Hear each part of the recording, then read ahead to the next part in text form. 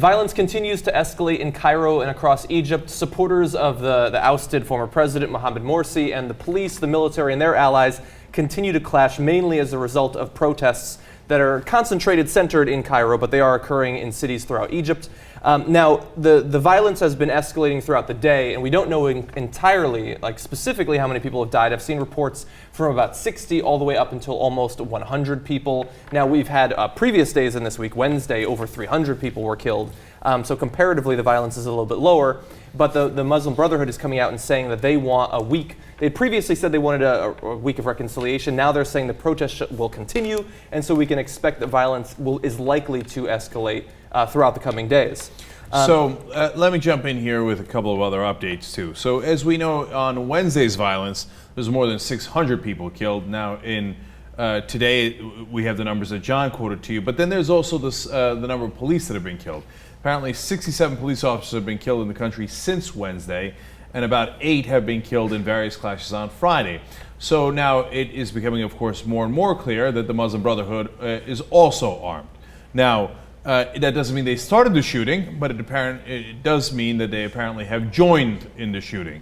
There's also been Coptic churches that have been burned, so the battle unfortunately is joined. Now, some of the protests, the cops are saying, and they are showing videos of Muslim Brotherhood guys firing from the crowd. But on the other hand, reporters that are neutral and independent that are on the scene say largely the crowds and the protesters are unarmed when they first get shot at. So that's, of course, there's a whole wide range of reporting on this, and it's kind of a mess in there, but that's the best reports we've got so far. Yeah. And we've got a couple of pictures we're going to show you and some quotes. Now, this quote from the Egyptian Minister of Defense, this is a scary quote. So Ahmed Ali says, "When dealing with terrorism, the consideration of civil and human rights are not applicable." And I mean, look, there have been some acts of terrorism. We had reports of train lines being destroyed by bombs and things like that. But for the most part, when he's talking about terrorism here, he's talking about people who are unarmed who are protesting. They're gathering, and that is enough to warrant charges of terrorism in the current situation in Cairo. Yeah, no, that quote led me to believe, no, the military basically says, no holds barred, we're going to kill them. It is what it is. Basically. Let me read you another quote that's also disturbing, and just not as disturbing, but it just shows how difficult it's going to be overall to come up with a solution here, or even know exactly what it is that we want to do. This is a quote from the Brotherhood's political wing, the Freedom and Justice Party, who released a statement today. And they say they're not backing down and, quote, "will continue to mobilize people to take to the streets without resorting to violence and vandalism." Well, that part we like. But then they say, "The struggle to overthrow this illegitimate regime is an obligation, an Islamic, national, moral, and human obligation, which we will not steer away until justice and freedom prevail, until the repression is conquered." But it's tough, man. It's because first of all, if you're going to struggle to overthrow an illegitimate regime, you're gonna need some weapons. Yeah.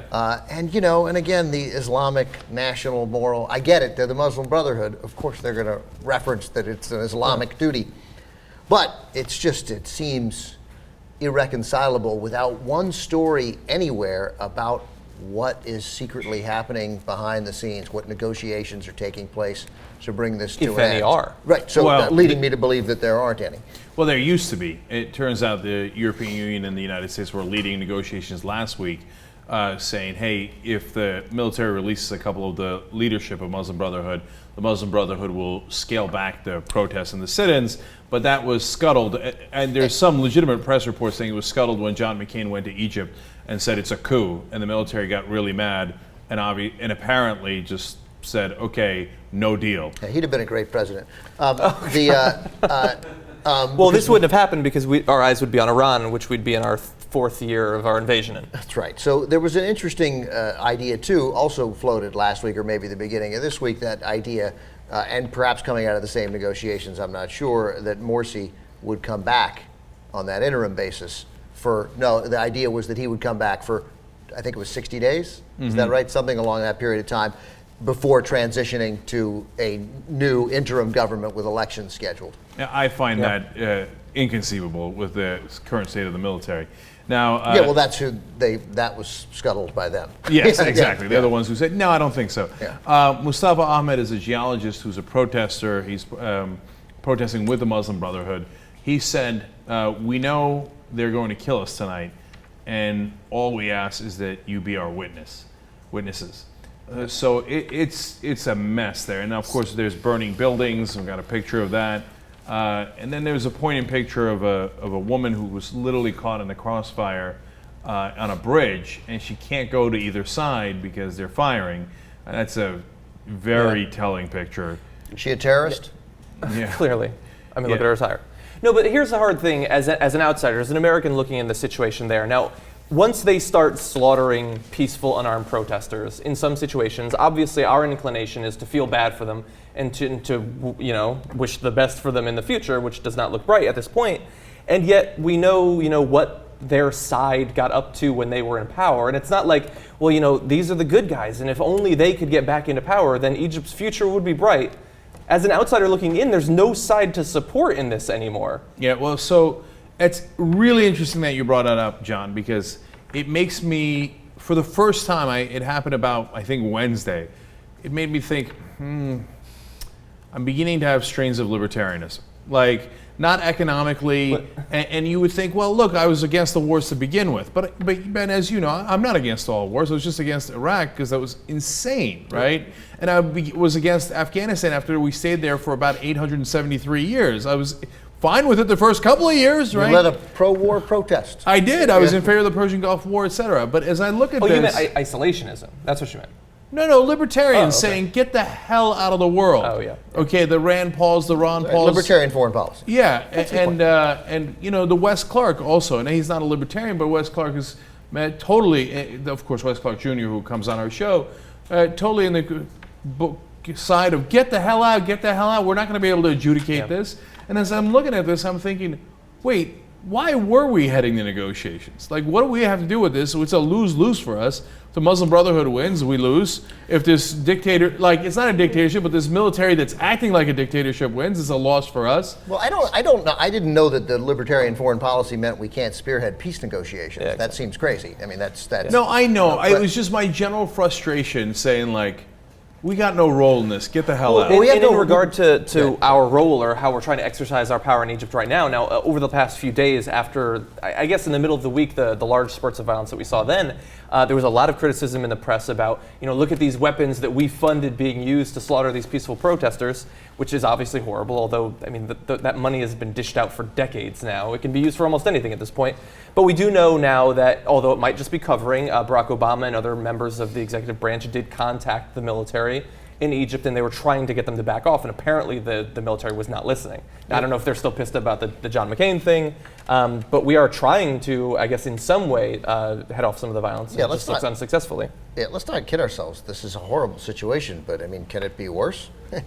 Yeah, a lot worse. And give it time. No, that's exactly what I'm worried about. Yeah, but I don't think us and the European Union, in an attempt to defuse the situation, or even floating ideas like bringing Morsi back for 2 weeks, which the military obviously didn't want, that somehow hurts us. No. Look, we're overemphasizing that. All I'm saying is, it's not a black and white issue, and I'm tired of being in the middle of all of this, right? And so I don't know how Egypt's going to sort it out, and I wish them luck. And I'm scared to death of what's going to happen next. Well, look, let me show you one last picture here. More pictures of body bags again, right? And as you see this, it's hard not to sympathize with the Muslim Brotherhood. Now, I don't, and I made this clear 1,000,000%, I don't agree with their ideology even 1%. I'm totally secular. I think they're totally wrong. That doesn't mean you get to do this to them. Not only is it bad for the Muslim Brotherhood who's being killed, it's a terrible idea for the country. And as I look at that picture, I think there is a decent chance we're going to go to civil war. And if you have civil war in the most populous Arab nation, that is a recipe for disaster for the whole world. Cenk, let me end this segment with this thought, just because it struck me as you watched those pictures and as I was looking at those pictures yesterday and today. Remember when, 2 years ago, the military under Mubarak would not fire on the protesting civilians? I mean, that seems like a whole other generation ago, and this is the same military.